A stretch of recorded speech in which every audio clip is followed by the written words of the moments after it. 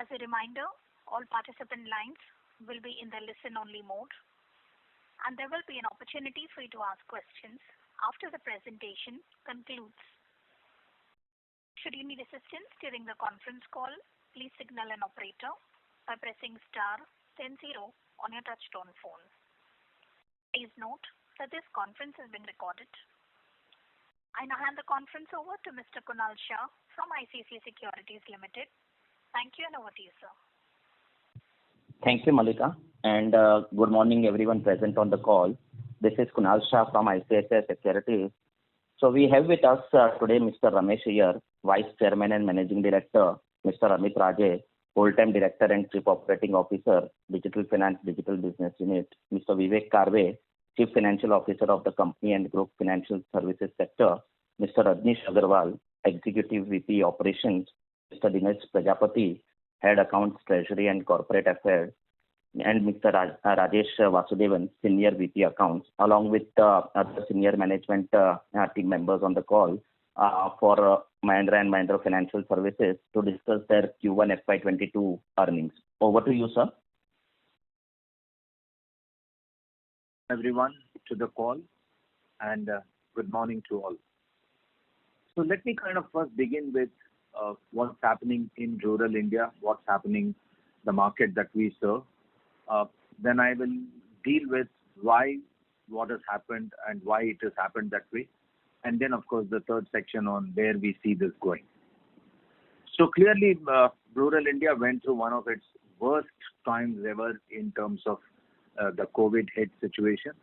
And out of the 90 days that was available for operations between April and June, it was hardly around 20 days where there could be any activity, and even those 20 days were kind of hit by part-time operations and not full day available to operate. Things have changed. I think things have gone to definitely moving towards more positivity. Sentiments are returning to some normalcy. And when I say some normalcy, both at the branch level as well as at the consumer level. The quarter gone by, we saw there was scare in people's mind. People did not know what next, because I think there were cases heard on and around them.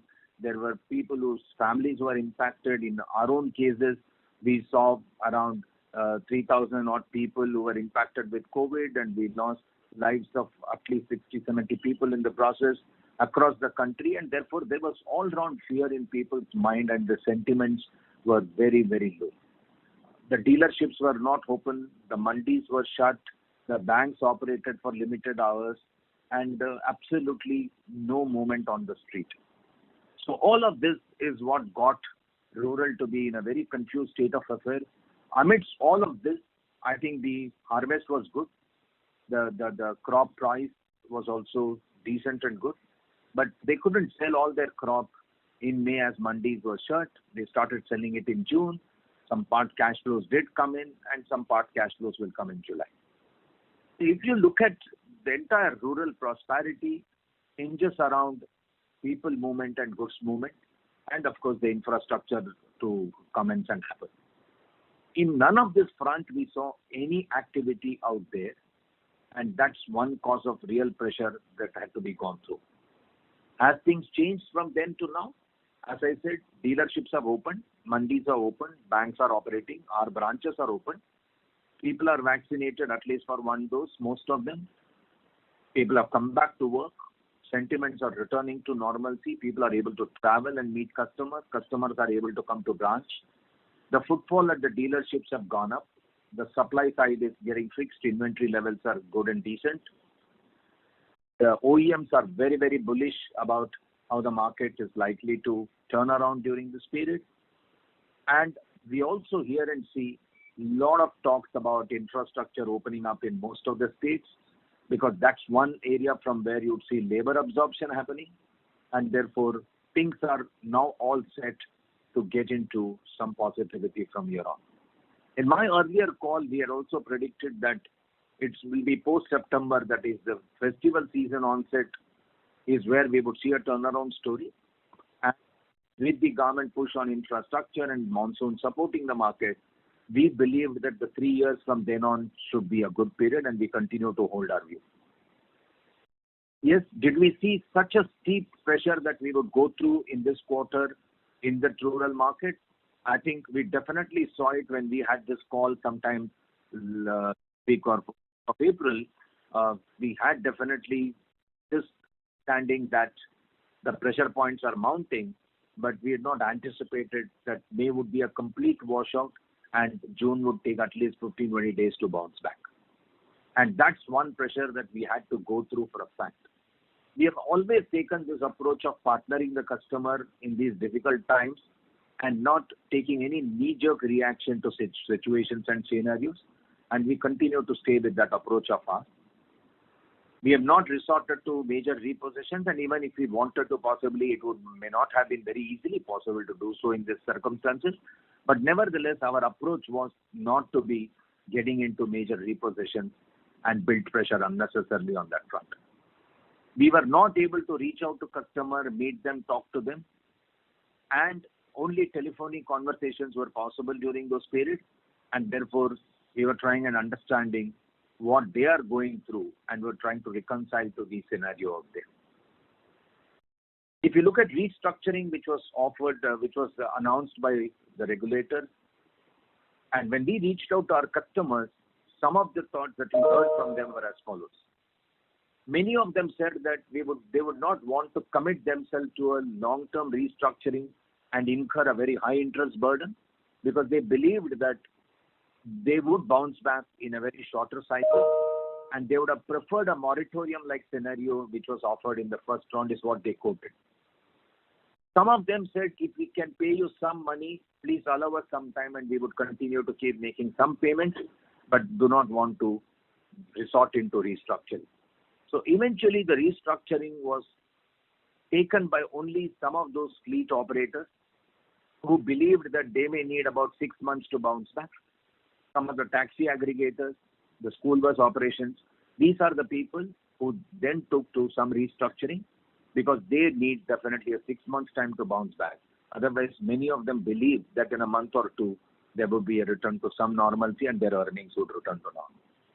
I think the other sentiment that we saw in the rural market that impacted us is many of the customers did have money, but were not able to come to pay, or we were not able to go and collect. That was one that we clearly witnessed out there. And in cash collections, I think you would see this for sure. I think the other area that we saw pressures coming from is customers had the money, but with uncertain future, they did not want to discharge the liability, but rather store the money for any future eventuality. And this is what really caused the pressure for us in the third quarter. So if you look at many of the accounts which are moved into NPA category in this quarter, were all standard accounts as of 31st March. And we have put out some statistics there. And we saw many of them have paid even some installments during this 3 months.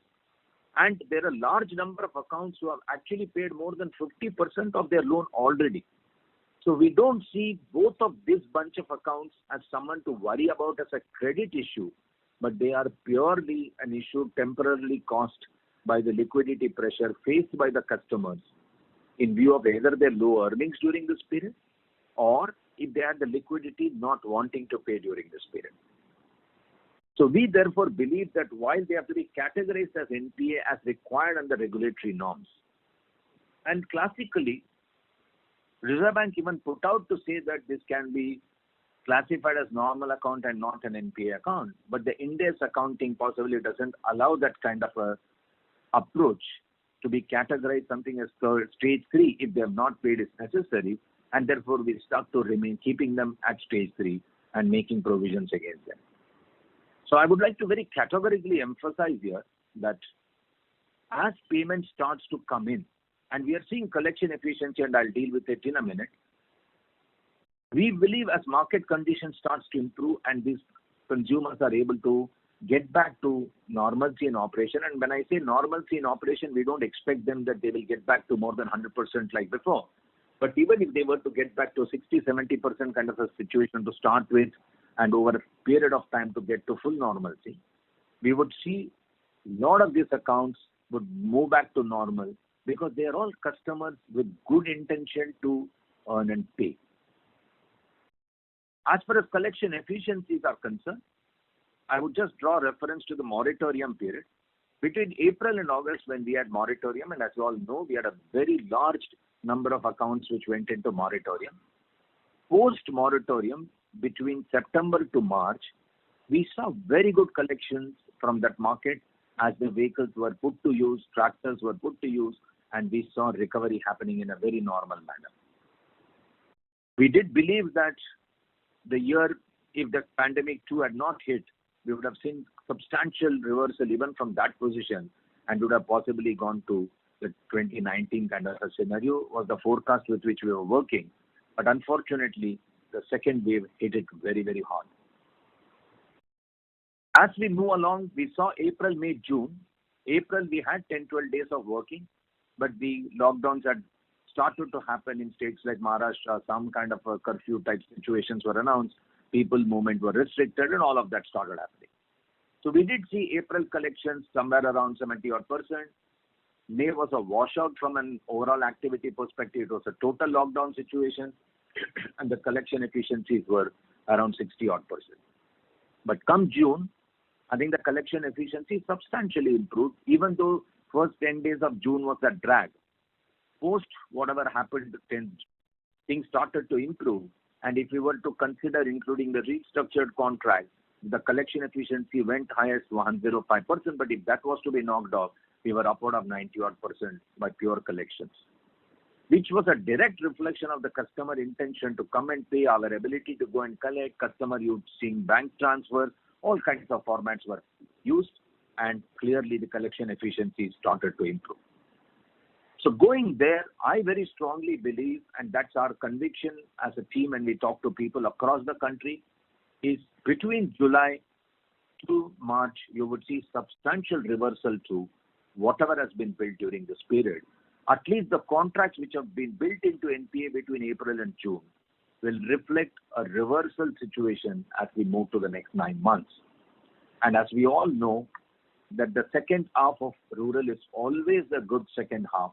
And with expected normal monsoon, I think we should be beneficiary of the changing cash flows of that market, changing fate of that market. We are also seeing very clearly the demand picking up. Footfall at the dealerships continue to be high. OEMs are confirming supply availability and supply chain problems getting fixed. And the infrastructure, as I said, likely to open up post-monsoon. We'll also see demand for tractor further going up with very clearly infra tractor picking up. I'd just like to deal for a minute with the tractor business.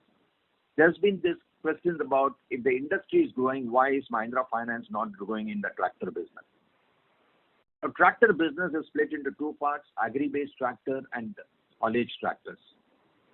We started originally when we started tractor business with agri tractor financing to de-risk, because monsoon erratic situation was building overdue in that segment whenever monsoon fails, and therefore we got into commercial tractor financing, which was a good de-risking approach that we took. Because at the end of the day, commercial tractor has a quarterly payment possibility versus the agri tractor, which is season to season. Unfortunately, for the last couple of years, we've seen the mining activity going slow, or rather stopped in many states. Coal excavation was not happening, and the sand rigging was not happening. All of this pushed the commercial tractor to a little backward. And you would clearly see, even for a tractor industry, the growth has come from agri tractor sales, and they have not really registered good growth on the contracting side. And therefore, Mahindra Finance was directly impacted by losing volumes from that particular end. We believe agri tractor was very competitive because it was always a nationalized bank's product. Then came a lot of private bank to participate in the agri tractor because their requirements for priority sector, etc., maybe. And therefore, the volumes got distributed and divided amongst many, many players. So that's one very clear reason. Even though the industry registered growth, we could not get the benefit of the growth purely because the commercial tractor segment wasn't growing. So we would definitely believe that as the contracting segment opens up post-monsoon, the tractor sales growth that we would see arising out of contracting segment we should benefit out of that, and you would see a growth pattern back to us. As far as other volumes are concerned, I think it's direct correlation to the volume transacted by the dealer and the OEM, and there has not been any pressure on the market share as far as other products are concerned. We do think that volumes will come back. We do think the pre-owned vehicle will be a good segment to watch for growth, whereas we think that the heavy commercial vehicle could take a couple of quarters more before they return back to normal. So we have based our growth on tractors, pre-owned vehicle, Mahindra Auto products, and the car segment.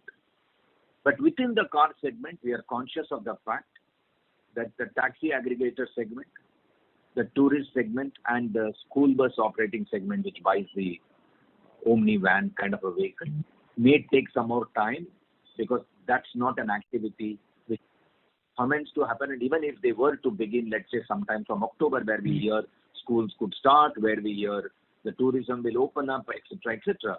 But we very strongly do think that those segments will add vehicles only after a quarter or two, but collections and recoveries will start improving from that segment.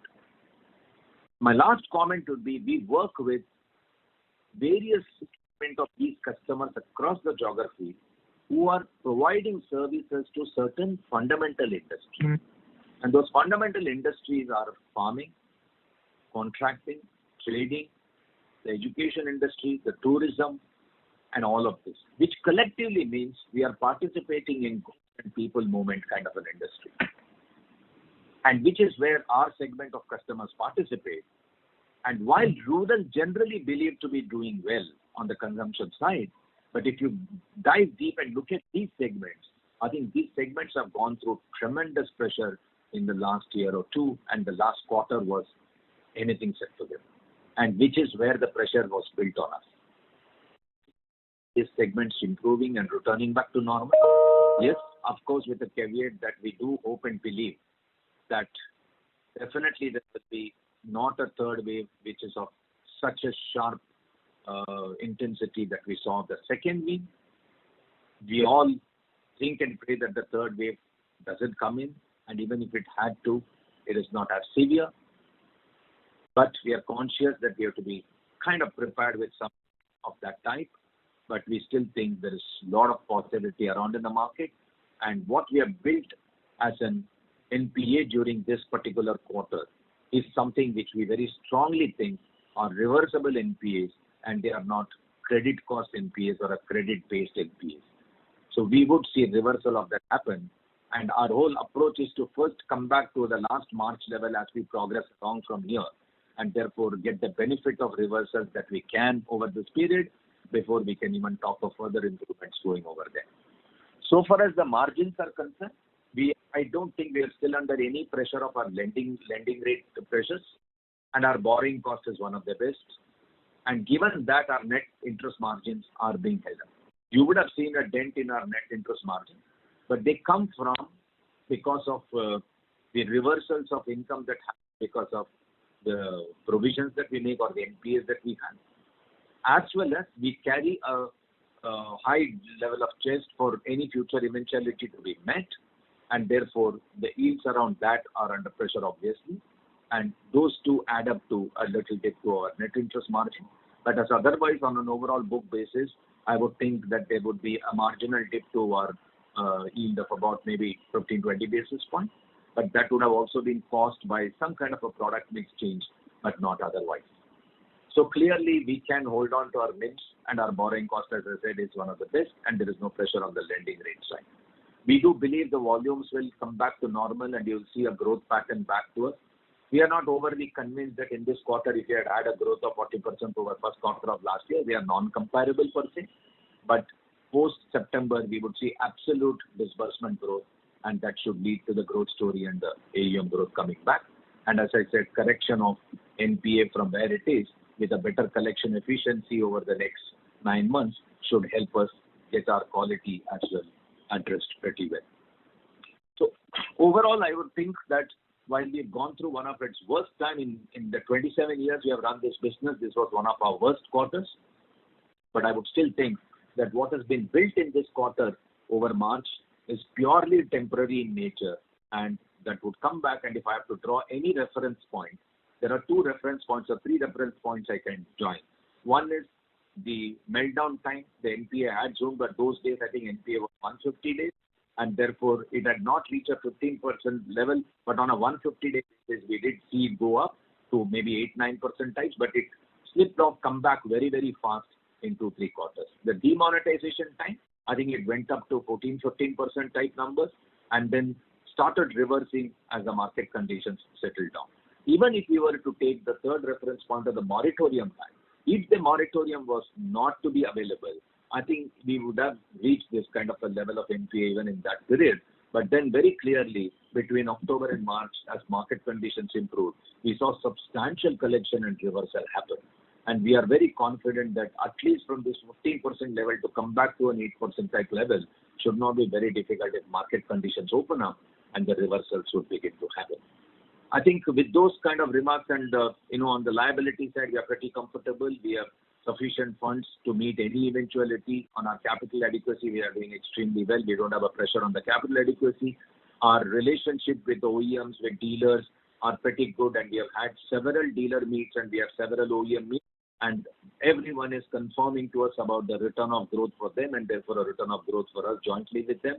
Our employees are being taken care. We have done various employee-based initiatives to not just retain them, but also for their well-being and good health. And as we said, we continue to focus on our cost control measures, and there are some fundamental costs which have been well addressed, and there are some variable costs which will possibly come back on the return of the volumes and as collections begin to improve. And we would add another 50 odd branch during this period. Last year we did add about 120, 130 branch, but they will be functional during this year. But we will also add maybe another 50 odd branch during the year based on the forecast of the growth that we are looking at. So I would stop there, and then I think I've covered most of it what I wanted to say. I just wanted to leave this final thought with you that rural is a market which whenever an impact comes or disruption comes, they are the first to hit very severely, whether it's a monsoon failure, whether it's an economic downturn, whether it is this kind of a pandemic situation. The downturn there is very fast, but we have always seen their pickup and uptake is also extremely fast, because all these customers that we work with are acquiring assets which are their basic livelihood product, and therefore they do come back to street again and start putting it back to use for earning for themselves. So I think with that thought, I will stop here, and possibly now we open it up for Q&A. Thank you. Thank you very much. Thank you very much. We will now begin the question and answer session. Anyone who wishes to ask a question may press star and 1 on the touchtone telephone. If you wish to remove yourself from the question queue, you may press star and 2. Participants are requested to use handsets while asking this question. Ladies and gentlemen, we will wait for a moment while the question queue assembles.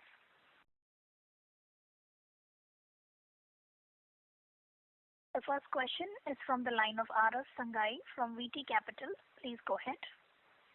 Yeah, hi sir, thanks for the opportunity, and hope all well at your end. So I had few questions. My first question would be a data keeping question. If you could tell me the exact quantum of interest reversals that we had to face through, just to get to the what would our NIMs would have been if we wouldn't have such a large slippage.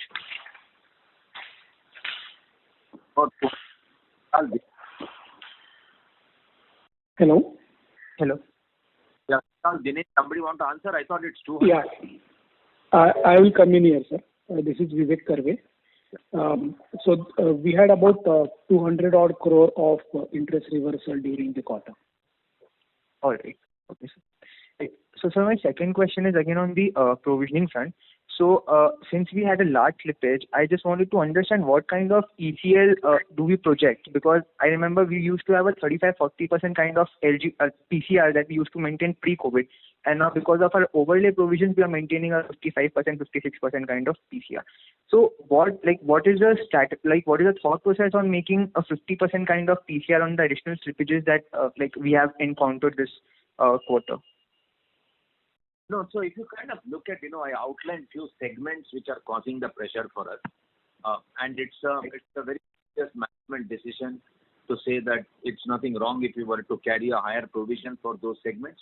and if they were to return to normalcy, we would get the benefit. So far as the basic formula-based ECL is concerned, I think we are still in the vicinity of 35-40%. We are not seeing increased loss coming from any repossession disposal at all. So therefore, we don't think that the fundamental formula is changed. It is just that the management overlay on the basis of those segments where we very clearly see what is the pressure that we go through from the street, and therefore why not remain little more prudent on that front is the only approach we have taken. And as things normalize, I think we will come back to our 35-40% kind of a number. Vivek, you want to ask if I missed or? Yeah, you are right, sir. Just to be specific, our LGDs are in the mid 30s, and the overlays have been made on a very prudent basis, looking at the stress in some of the identified segments, and also keeping an eye on a possible third wave. But we believe that as the normalcy will return, as was alluded to by Mr. Iyer, there is a very good chance that a significant part of this overlay also may get reversed as the situation improves and the stage 3 gross assets start depleting. Right. Understood, sir. So just one last question I had. So I remember when the RBI came out with restructuring guidelines, you came on TV and guided for a 10% kind of restructuring, which you might expect. So I just want to understand, since the overhang of COVID 3.0 is still present, do we expect that in coming quarters, since these people, the businesses that we deal with, they are still not out of the woods completely, we might expect a higher restructuring in coming quarters and not like an NPA reduction coupled with a higher restructuring? So, as I said even in my earlier address, we have to go by the customer needs and not by our needs. So the customers will believe that they don't need so much of restructuring and want to incur this additional interest burden, etc., etc. And, in July, we are already seeing activities back to normal. And if the third wave was to come and hit, and we all hope that they are not as severe, but there could be a temporary blip. But I don't see that we will need to do a very large restructuring. Like, in the first quarter, we did about 50-odd thousand, now close to 60,000 accounts. In the second quarter, will there be a very large number? I don't see that, because, the eligible customers are something like 5-6 lakhs customers. But I don't think we will do that kind of a number at all. It will be another 30-40,000 account, if at all, coming from the heavy commercial segment, if they are going to take little longer, or the contracting segment and those kind of stuff. But other than that, I don't see that this number is going to be abnormally large. Understood, sir. That's it from my end, and all the best for the coming quarters. Thank you. Thank you. Thank you. The next question is from the line of Mahrukh Adajania from Elara Capital. Please go ahead.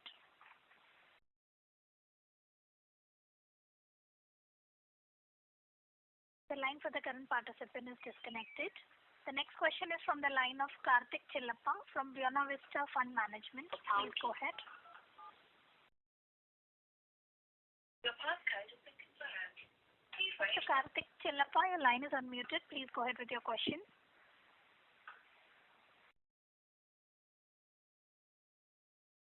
The line for the current participant is disconnected. We'll move on to the next question, which is from the line of Dhaval Gala from Aditya Birla Sun Life. Please go ahead. Thank you, sir, for the opportunity. A couple of questions. One, just to understand, I do understand, reasonably good presentation. You've tried to explain few cycles. Just if you could explain this with the light of restructuring also. I know we did not do much in the last year, but in the current quarter or current year we've done. So if at all there is any pending restructuring, point number one, and if I have to add the restructuring pool or stress pool looking at stage 2, isn't it too high versus any of the past cycles, and any special steps which do you think will require to recover or get back to, say, the improvements we've seen in the last two examples you've given of GFC and demonetization? When can that be achieved in terms of number of quarters or number of years? So as far as Yeah. as I don't think we have a very large number pending for restructuring. And as I said, maybe another 30-odd thousand account maximum may come in for restructuring. But if the market conditions continue to be what we see now as an improvement trend, may not be required to do beyond that for sure. So for us, what steps are we to do to be able to recover all this amount which we believe? Again, just to repeat, these are all earn and pay segment, and as they earn, they would definitely repay, but we have to be available to collect the money either going to them or having the branches where they could come and pay. So one of the basic requirements is the branches should be up, open and running so that they can come and pay, and our people should be available to be able to reach these markets and go and collect. One thing that we had done, even in the earlier rounds when NPA went up, was to create state-specific champions with a cross-functional team and with a very clear direction of different bucket collections and focusing on business so that, there is no divergence of energy to different activity. And we have already done that. We have created a state-level team. For every state, we have created a team with a very senior person responsible for the state, with a team available to that particular individual to be driving the particular state. The states have also been allocated to the product heads at HO level, like a CU, and each of the product heads is handling a couple of states who will focus only on their respective states from a collection perspective and NPA reversal perspective. Because finally, we should all understand that, it is not what are the alternate ways by which a customer wants to pay. We can create digital means, we can create branch opening, we can create partnerships for collection. All that is possible and we have done it. But fundamentally, the customer has to earn from the vehicle or tractor that he's using so that he's in a position to repay. Right? So that is what we are now seeing very clearly, that there is activity returning back to normal. And once that happens, then this kind of a structure that we have created will help us collect much better from those markets. So just to get a clarification, if the improvement in the collection efficiency would get more reflected in stage 2 assets going forward first, or it would be basically even the stage 3 assets will see.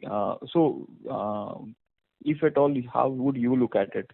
That today, from an outside world, people will look at that the quantum of gross NPL plus the elevated stage 2 assets, which include some bit of restructuring also, and the collection efficiencies are impacted. So if you could give us some confidence that in July, how has the trend been, and if at all there is any improvement in stage 2 assets in terms of quantums. No, so they used to run between 13-14% in the last year, third, fourth quarter, right? Reported numbers. Has they come back to that levels directionally at least? Means to that magnitude, or it's just smaller improvement right now? No, so as I said, June itself saw a very high collection efficiency, right? And we are seeing July a similar trend, which means that normally, one would expect after June, will the July slip off, etc. But what we are seeing is very clear movement in the July collection as well.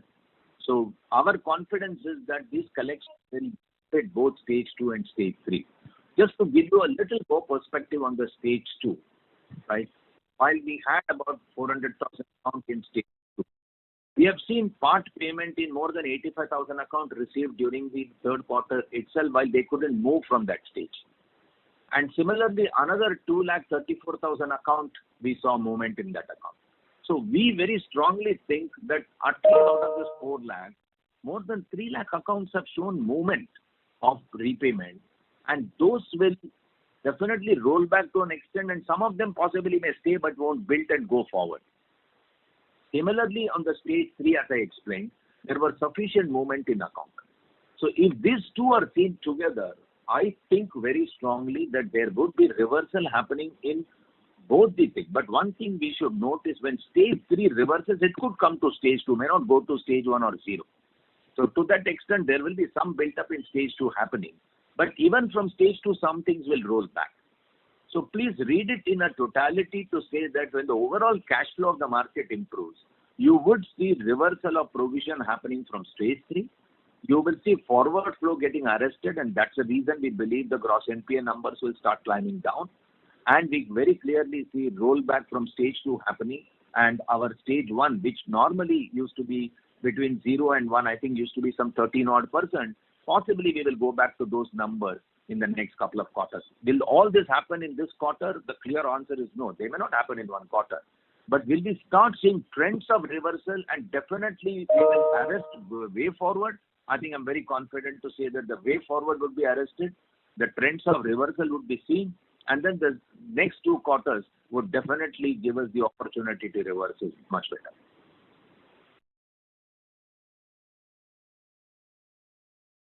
Sure, sir. That is useful. The other question is maybe because of the pandemic and the current one-off type of impact, but today our net NPL numbers is pretty high. Is there a possibility that RBI or rating agencies put any pressure or clamp down on this type of number? My personal opinion, this is not based on any discussion with anybody, so this is my personal opinion. I think the normal reactions are never on the basis of one quarter. They know that for what reason has the gross NPA gone up, and in spite of that we have made 53% cover. So they know that directionally we are maintaining a higher coverage ratio, and they would want us to understand in 1 or 2 quarters to see things happen, because we are adequately capitalized and we are carrying sufficient liquidity. So, I mean, what will a rating agency look for and an RBI look for? That we shouldn't be on a default side. If those 2 ends are well taken care, then I think they will have patience to see for 1 or 2 quarters before they can react. And I think in those 2 quarters, we would reflect the directionally how things are changing, and therefore the risk of any kind of reactions, I think we would definitely avert at this stage. But we have not had the discussion for me to make this comment, but my being in the industry for so long and understanding the situation, I think it's never on 1 quarter reaction basis. Sure. Thank you, sir. Just the last piece of question, if I'm allowed. Your expectations on outcome for AUM growth maybe in the coming quarters, and possible revenue, basically margin progression. So far as margin improvement is concerned, I think our best margin, our lending is very good. Our cost is kind of one of the lowest. So I don't think we are seeing a margin expansion from here arising either out of lending rate improvement or a borrowing cost coming down. We don't forecast borrowing cost to come down from here at all. And we are holding, I think, 4-5 months equivalent requirement of funds, so that pressure of holding that money will always be there on. So I think we are okay on the margin front where we are. So far as the growth is concerned, I think AUM growth will also take a quarter or 2, because we would start disbursing, and the improvement in disbursement will happen only from now on. And as we reach March, you would see AUM growth beginning to happen. But to expect in this quarter will there be an AUM growth may not be there, because you just do 3,000-4,000 crores of disbursement is what I think we have done in the first quarter, and enough accounts do mature during this period. So I think give us maybe a quarter or 2 more. At least we will watch for how the disbursement growth happens, and I'm very, very bullish to believe that post-September, the demand for vehicles, tractors, pre-owned vehicles will definitely be high, and we would benefit from that. And once that disbursement pick up, I think by March end we should register AUM growth.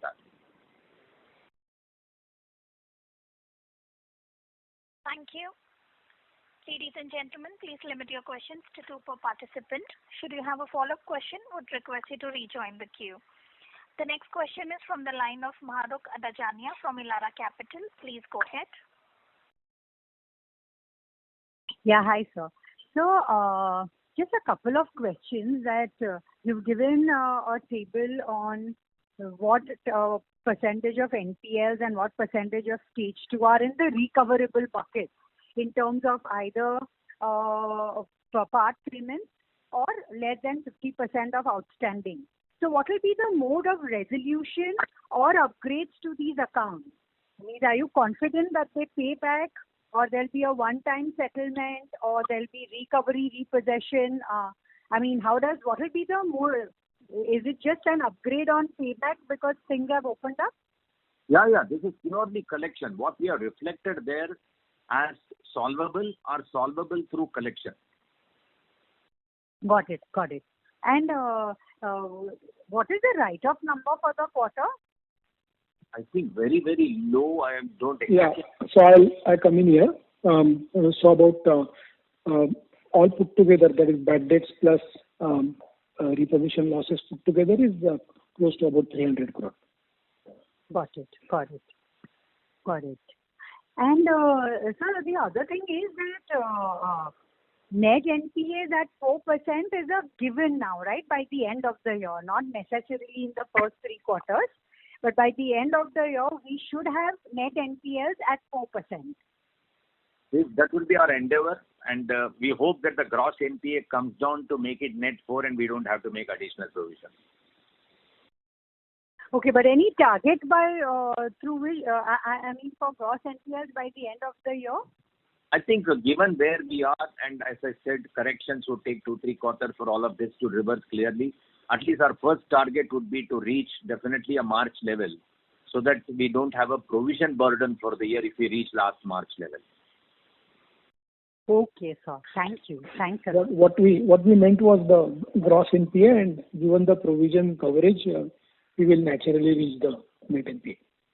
Read it as that. Thank you. The next question is from the line of Manan Tijoriwala from ICICI Prudential Asset Management Company. Please go ahead.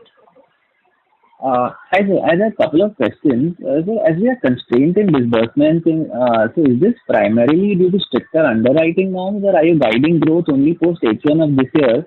So are we seeing our sales infra also being involved in collection? And just linked to this, so how has the on-ground collection team shaped up in the past 1 to 1.5 years? So is there an increase in employee count in the collections team, and what was the count pre-COVID? So I missed you in the first question. First question was, have you tightened your...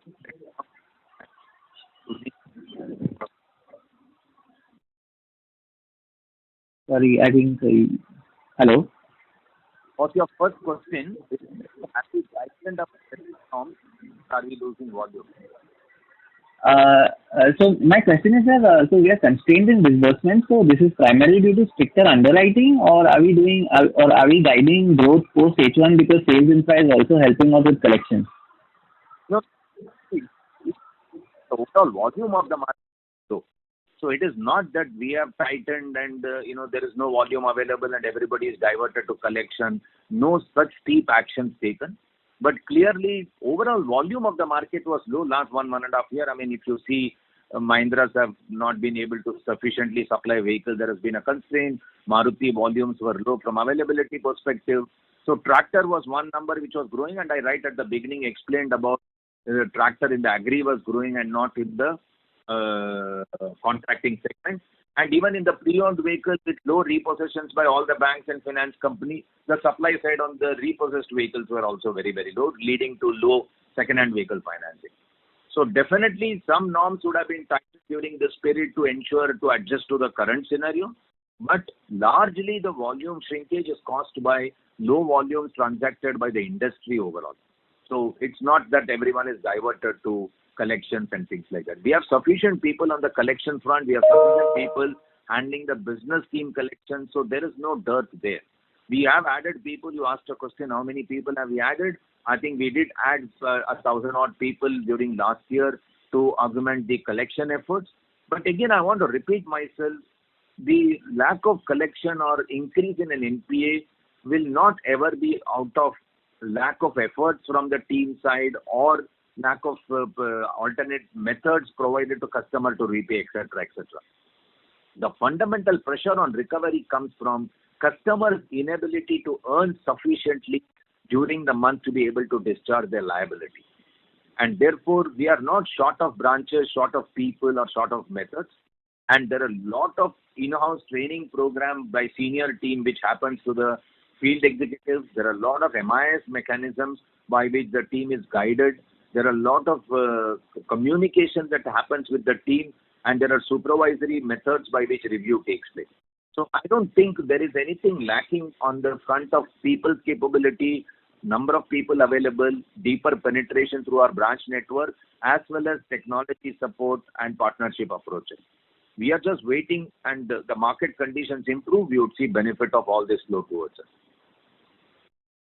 Right. And sir, am I to assume the vaccination level on the correction team would be similar to what you've given on your employees? So 70% have taken one dose and 7% have taken both doses. So would that be similar for the correction team? 8,000 people, including the collection team, etc. That statistics is being talked about. Fair enough, sir. And sir, could you provide any insight into geographical performance of the portfolio? So where you would have seen some regions having some better asset quality, or you could highlight some where you have asset quality being much worse than you would have on the average? So I don't have it ready with me, but from my review understanding, I can tell you there'll be few geographies like Bihar where mining was impacted. Therefore, you would see the tractor portfolio, put in the contracting segment will have some pressure. You would see in UP a similar pressure on those kind of front. You will see in Karnataka in that kind of a front. In maybe in Guwahati, that is in West Bengal and Assam, you would see from the taxi operation front. So I think different product, different geography will have a different phenomena to look at. But by and large, in this round of COVID impact, with no exception, every state and for every product has gone through the same pressure. Thank you. The next question is from the line of Anand Bhavnani from White Oak Capital. Please go ahead. Thank you for the opportunity. Sir, just wish to understand the slippages that we are seeing and the elevation in stage 2 that we are seeing. In your reckoning, is this what is happening across all the players in the industry, or is it higher for us due to any specific reasons? If you can give us some sense. So I may not be able to fully comment on is everybody going through this, but one thing I can surely tell you as a chairman of FIDC, what we hear from every player when we meet as an NBFC body is everyone has got a pressure. Is the degree of the pressure same? May not be so. Because if we are in certain segments of vehicles which others may not be, like for example in our car segment, we do have very clearly taxi aggregators, tourist vehicle and the school bus operating Omni vans, which may not be a product for many of the other players. So therefore in that segment they may not have a problem. There are people who are in tractor business, but if they have larger agri tractor, they will have less problem compared to us as a tractor problem, because we do have a lot of contracting segment tractor, and by nature we are a very large player in that segment, so therefore our pressure point could be high. The reverse could be true when it comes to heavy commercial vehicle. While we do have problems on the heavy commercial vehicle, but the volume that we do on heavy commercial vehicle could be much lower than the other players in the market, and therefore the problem size could be represented differently. So is everyone having a problem? I think my answer would be a clear yes. Is everyone having the same degree of problem? My answer would be no. Different players will have different levels of problem for different product lines. And is everyone done the same level of restructuring? I think my answer will also be no for that. If we have done 2%, somebody might have done 5%, somebody would have done 9-10% also. But that's an individual call a company makes based on their profile of customer and the product line that they are in. Sure. And second question is a bit more wider in scope. I would request you to rejoin the queue for follow-up questions, sir. Okay. Thank you. Ladies and gentlemen, please limit your questions to one per participant. Should you have a follow-up question, I would request you to rejoin the queue. The next question is from the line of Amit Nanavati from Nomura. Please go ahead. Yeah, hi sir. Just wanted to check if you can give some color on, so you've given enough color where at least 80%, close to 80% of your stage 2 customers are at least part paying. If you can give further split between, someone who's paying more than 50% of dues and someone who's paying even less than 50% of dues, that'd be helpful. And secondly, I'm looking at the incremental ticket size of the NPA formation. It seems to be relatively lower versus our stock NPA ticket size. So if you can just highlight which segment it's coming from. Sorry, I didn't understand the second question, but let me give you the answer to the first, then I'll take your second question. So far as the movement on the stage 2 is concerned, right, I just reeled out some numbers which I had said earlier, right. Very clearly, around 84,000 contracts from people who were in stage 2 even in March have registered moment, and another 234,000 people from a 3 lakh account which moved into stage 2 this quarter have moved. So they would not have paid 50% of their installment due during this quarter, otherwise they would not be in stage 2. But they would have paid 50% of their contract value, what is due to them. Let's say if they've taken a 1 lakh loan, at least 10,000 of them, about 80,000 of them I'm seeing are someone who have already paid more than 50% of their account and things like that. So I think when we say 50%, we are talking of about 8-10,000 people who would have actually paid 50% of their loan already. But as far as part payment movement is concerned, if 3 installments were due, they would have paid 1 installment during the quarter. And the reason why they are in stage 2 is that their 2 installments are outstanding, right? So therefore, they would not have paid 50% of the installment due of the quarter. Yeah, so basically what I wanted to check was someone who's moved in stage 2, say in the month of May or April, because you would not have collected or they would have not paid, but at least in the month of June, what percentage of this 326K contracts are actually paying at least their June dues, or at least more than 50% of their June dues? No, so I don't have it by month, but I can tell you that 310,000 accounts actually are moved to stage 2 in the month of April, May, June. And out of that, 234,000 accounts have made payment during this quarter.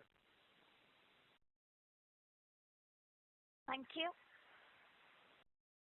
The next question is from the line of Rikin Shah from Credit Suisse. Please go ahead. Thank you for the opportunity, sir. So, firstly, on the asset quality side, both on the absolute as well as relative basis, the deterioration has been higher than the peers. What I'm specifically looking to understand is, A, what is our typical loan approval rates?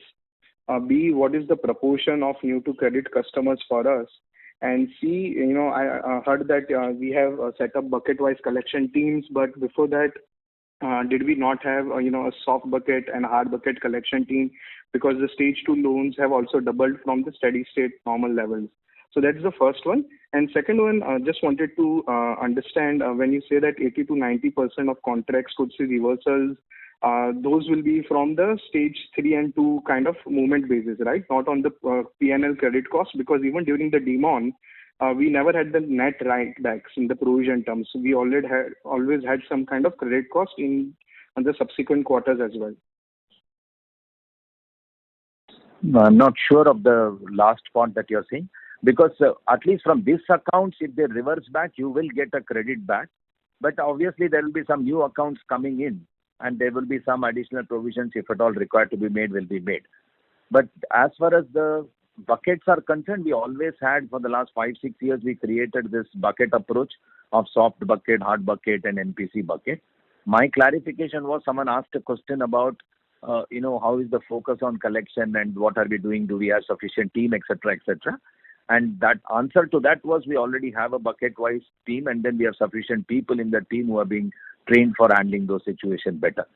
I think you started off with something called, what is your accrual or something? I didn't understand that question. Please, Dinesh, Vishal, anybody, if you have understood that. It is the loan approval rate that he wanted to understand. Okay. Oh, no, I mean, basically, are you trying to find out the AUM degrowth?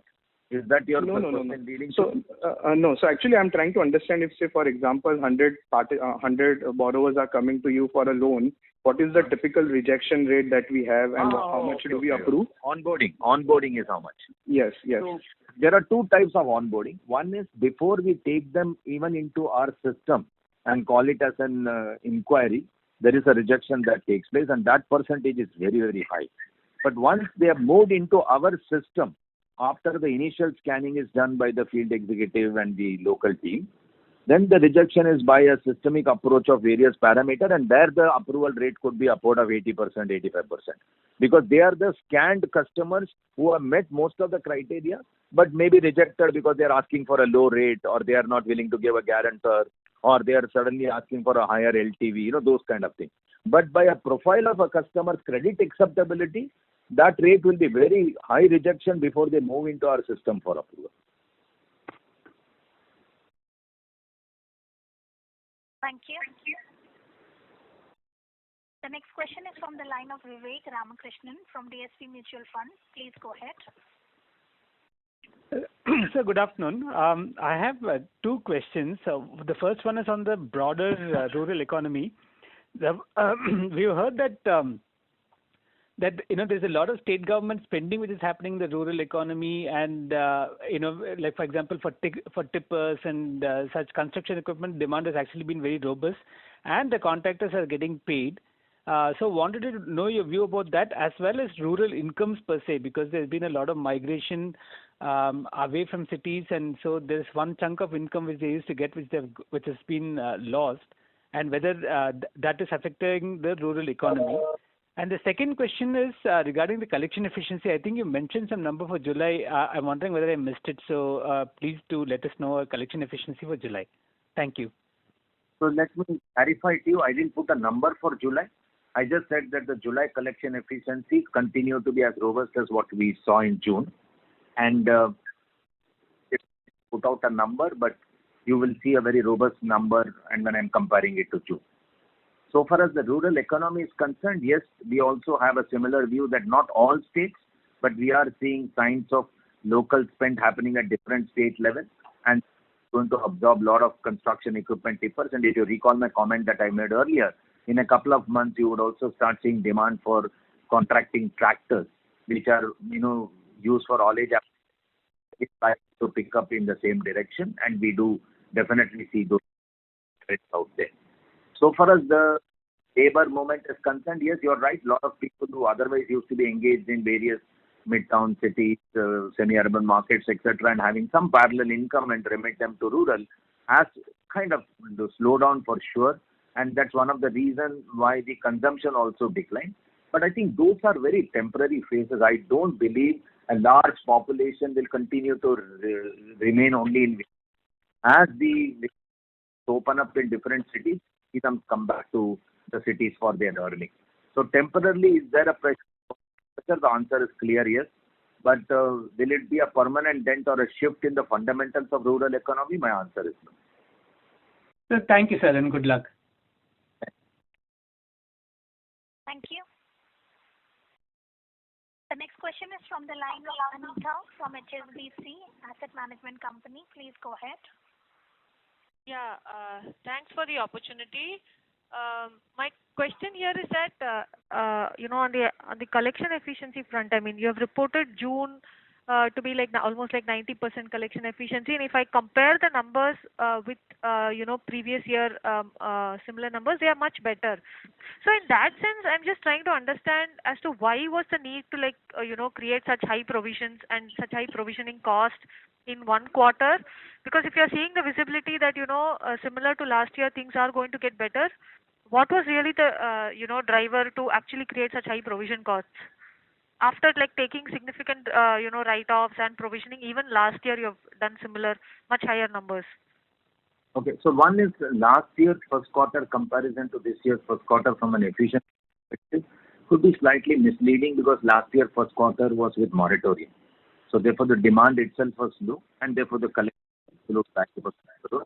Whereas this year there was no moratorium or anything, so it's from an absolute demand perspective. So far as one provision required, and we have put out very clearly certain segments where we continue to see pressure.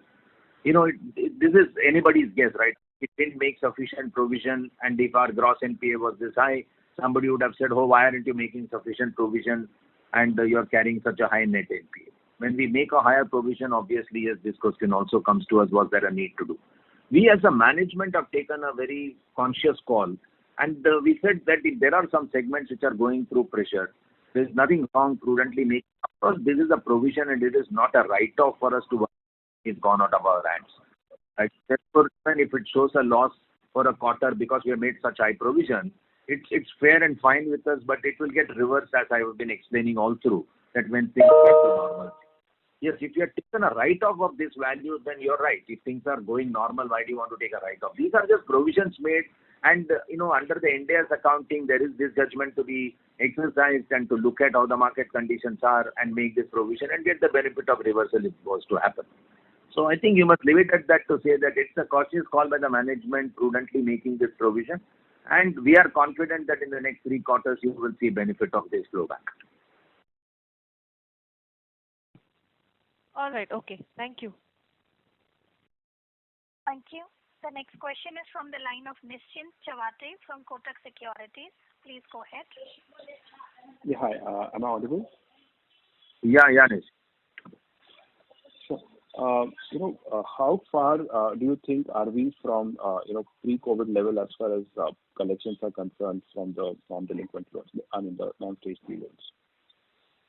See, if I take June as a singular month and compare it to pre-COVID June, I think we were almost there.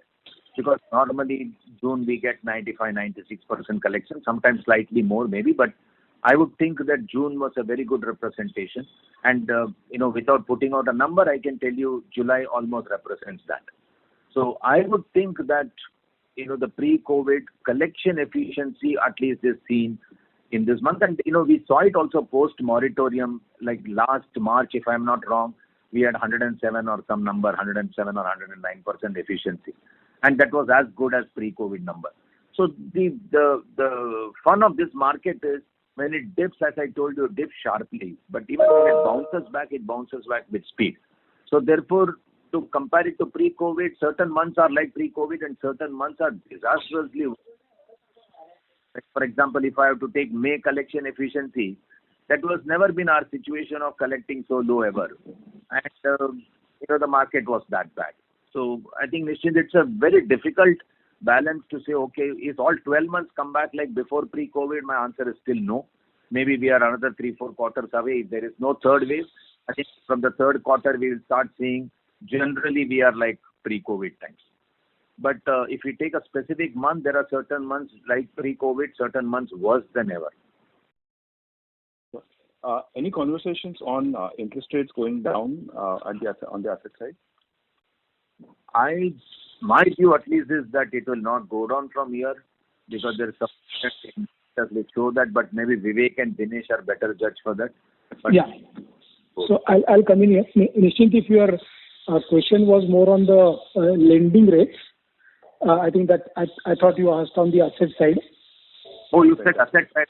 Yeah. Asset side will be linked to the demand of the market. There is no competitive pressure for rates to go down for sure. But if our borrowing cost is good and if you are able to pass on that to the customer and can acquire some better customer and larger customer base, I think that will be a very conscious call. But from a market perspective, there is no pressure to drop the rate. And finally, if you could comment a little bit on the housing finance business in terms of what is happening out there. We saw the quarterly numbers, of course, but any kind of changes that are happening out there. I think their pressure is as much or higher than our pressure because ultimately the asset is not even an earning asset. So therefore, the customers definitely are on a wait and watch mode. They have the money, but they say, we want to pay you to get a little more normalized. So I think there the improvement will be seen post-monsoon and not before that for sure, because they are also to the harvest and the crop money that they get. And I keep telling this, we have a large exposure in Maharashtra, and clearly Maharashtra is the one which was going through problem, and this round they did well. And if the monsoon turn out good and the crop turns out good, then post-October you will see correction in Maharashtra for sure. But from their stored money, will they start paying for their liability? I hold my views. I don't think they will do that in a hurry. Thank you. The next question is from the line of Abhishek Murarka from HSBC. Please go ahead. Yeah, good afternoon, everyone. Thanks for taking my question. So, a couple of questions. One, on tractors, you made a differentiation between agri tractors and commercial tractors, but in reality, how is it possible to differentiate this? What proportion of your tractor portfolio would you say is agri? The second question is actually, there's been obviously a change at the board, change at the parent level in terms of new management. Have you been discussing anything from a business strategy perspective to make the current business less cyclical? And can you share any new plans with respect to Mahindra Finance going forward? So one very clear differentiation between agri and commercial tractors is commercial tractors are registered. whereas agri tractor are not necessarily to be registered, not required to be registered also. So that's very fundamental level difference that one can see. Second is that repayment structure for a non-agri tractor would normally be quarterly payment, whereas an agri tractor would be half-yearly payment linked to the crop patterns. And third, of course, the differentiation is very well understood by the team which is operating at the local level, and they will therefore very clearly know through the interaction and appraisal methods that which are the tractor and which are non-agri tractor. So they are not very difficult to be understood. The only challenge will be there are some tractors which are used for agri and then also is diverted for commercial purposes in off-season, and those gets recorded separately. And in our internal MIS, we have a very clear differentiation between the three of them. And I don't have the number very readily with me. I don't know if Rajneesh knows the number, but pure agri in our case could be around 25% or 30% of our portfolio is my guess. But Rajneesh, do you have the number? Not exactly, but you're right. It is agri is 30 and majorly it is haulage and haulage plus agri together.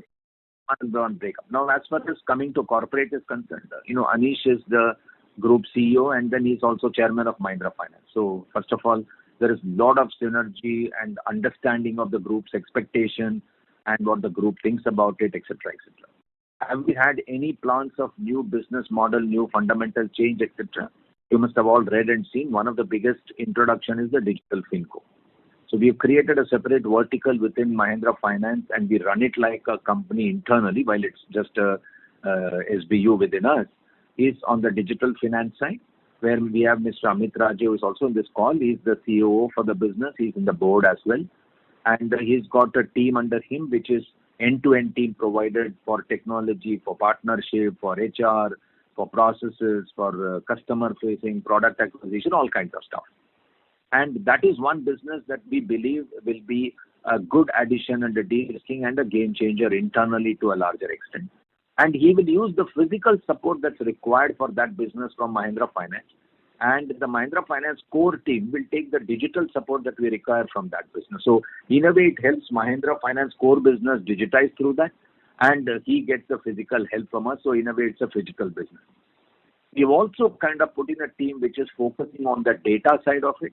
And we are crunching all the last so many years of data that we have of customers, guarantors, OEMs, all kinds of stuff. And we are able to come out with very clear directional approach to where to lend, what to lend, how much to lend, on what to lend, as well as on, how to recover, where to repossess, and all those kinds of forecasting approaches. So that's the other fundamental shift and change that we've seen. My last comment in that direction would also be, we are engaged with a consulting firm which are going deeper into our NPAs and slicing them from various angles and possibilities to really arrive at a root cause of why certain things must be happening, and then to get that corrected over a period by certain process change or a policy change. So these are the three, I would think, approach change that has come in with the interaction with the corporate. And at the corporate strategy level, at the GSO, what we call as Group Strategy Office, there's one Amit Sinha who's joined in as head of that, and he's coming from 20 years in consulting experience from Bain, etc. And he works very closely with us to help us understand our strategy and also help us redesign it wherever and whichever way required to be done. Sorry, my last comment is we have a group CTO named Mohit Kapoor who works with us with 50% of his time devoted to us, and he's looking at our technology readiness as well as the gaps that we have, and we've engaged Ernst & Young to do the gap study of our technology, and adequate investment would go into bringing in the required technology and appropriate technology and change course of the industry. So these are the... And if I may just add, the group strategy head is also on our board. Thank you. Due to the time constraint, ladies and gentlemen, we'll be taking the last question now, which is from the line of Sanket Chheda from Batliwala & Karani. Please go ahead.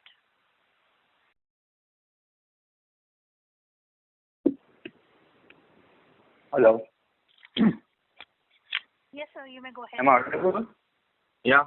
Yes, sir. So my first question was on your guidance on maybe stage 2. So as a total pool now being 19% in stage 2, 15% in stage 3, we have about 1/3 book which is kind of stress. And on that stage 3, we have provisions of 54, and we see that our LGD-based provisioning is about 35. So if we keep that 35 and extract the 20%, assign it to stage 2, in addition to the overlay that we have as good as about 30-35% provisioning on entire stage 2. So when you were saying that reversals in a quarter or two, there should be certainty that there should not be any incremental provisions unless you feel that this 35% should go up further in terms of both stage 1 and stage 2. Second, on growth, you said by Q4 we could see some AUM growth. So for next 2 quarters, while we believe that the repayments will pick up, I just wanted to get a sense whether we'll start reporting positive AUM growth from the next quarter. That is, our disbursement would at least match our collections, which would see some jump in the next 2 quarters. Yeah, so far as your NPA is concerned, you are right. We don't also see any increase to those numbers. If at all any, our endeavor is to see that stage 2, stage 3 together can 10% roll back. From a 35, can it come back to a 25 over a period of time, and which was our normal base in the past, and that's what we are going to drive at for sure. And you are right. Therefore, if it stays there, is there a need for more provision? The answer is no. So far as when we start seeing positive growth in the AUM, as I said, it's too premature to say immediately next quarter there will be a positive, but disbursement growth visibility will be clearly there compared to previous year. And as we close March, I am hopeful that there would be a trend of AUM growth visible. Will it be in the very next quarter? I don't think so. It will happen with that kind of a speed because it will be the first quarter where we would have some decent disbursement happening, but there would be contracts maturing as well. But 2-3 quarters of disbursement should help us start building the AUM. So, sir, on stage 3, you were guiding from 15 to maybe 8-9% level, and typically stage 2 average is about 12-13%. So, ideally, in 3 quarters, can it come down to 20%, the current 35% number, or it will take FY23? I said 20% is our endeavor. It may not be 20% immediately, but 25% is our endeavor on stage 2 and stage 3. Okay. And lastly, on PCR, since we have an endeavor of maintaining 4%. Okay. Okay. Thank you. Thank you. I would now like to hand the conference over to Mr. Kunal Shah from ICICI Securities for closing comments. Yeah. Thanks to the entire management team of Mahindra & Mahindra Financial Services for giving out such a detailed explanation, and all the best for the future quarters. And thanks all the participants for participating on the call. Have a good day. Thank you. Thank you, Kunal, for hosting us. Thanks a lot. Thank you. Thank you, Kunal. Thank you, Kunal, for hosting us. Thank you. On behalf of ICICI Securities Limited, that concludes this conference. Thank you for joining us, and you may now disconnect your lines. Thank you.